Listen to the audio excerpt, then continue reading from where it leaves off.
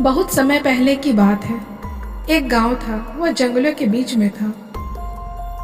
उस गांव में सभी प्रकार के पर्व त्योहार खुशी से मनाए जाते थे, लेकिन वहीं पर एक कुआं था, डरावना कुआं, जो कि उधर कभी कोई नहीं जाता था।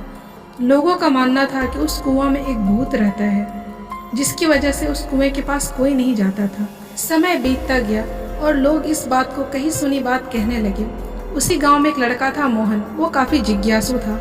वह हर तरह के रहस्य को सुलझाने में लगा रहता था।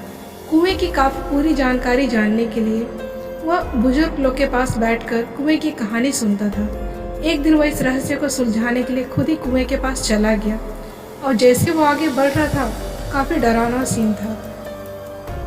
लेकिन वह आगे बढ़ते गया, और जैसी टॉर्च जला के कुएं के पास देखता है, वहाँ लिखा हुआ रहता है कुछ अजीब अक्षरों में। वह इस पहेली को सुलझाने में लगा रहता है।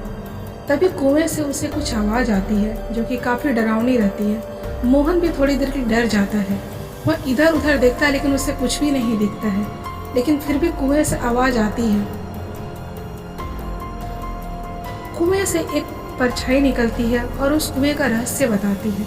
बहुत साल पहले एक ताकतवर तांत्रिक, वो चाहता था कि शक्तिशाली बन जाए।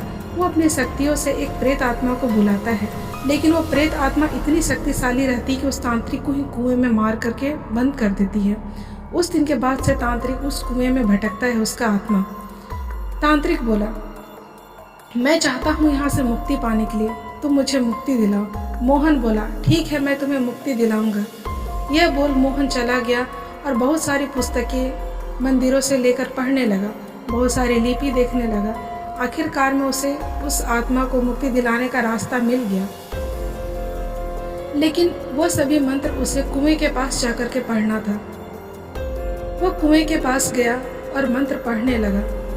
जैसे जैसे वो मंत्र पढ़ने लगा, उस आत्मा को मुक्ति मिल गई। आत्मा बाहर निकलती है एक काले धुएं के रूप में, और वहां से चले जाती है। आखिरकार आखिरी में कुएं से आवाज आती है, धन्यवाद मोहन, तुमने मुझे मुक्ति दिला दी। उसके बाद चारों ओर सुनहरी किरण फैल जाती है। अब ऐसा कुछ भी डर का माहौल नहीं था। मोहन यह सब देख काफी खुश हो रहा था कि उसने एक भटकती आत्मा को शांति दिला दिया। उस दिन के बाद से कुएं का रहस्य सुलझ गया, और उस कुएं के पास एक सुंदर सा झरना बहने लगा।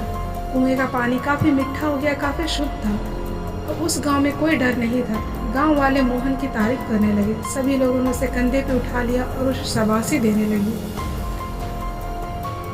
मोहन इसी तरीके के हर प्रकार की कहानियां लिखता और उसे खोज करता।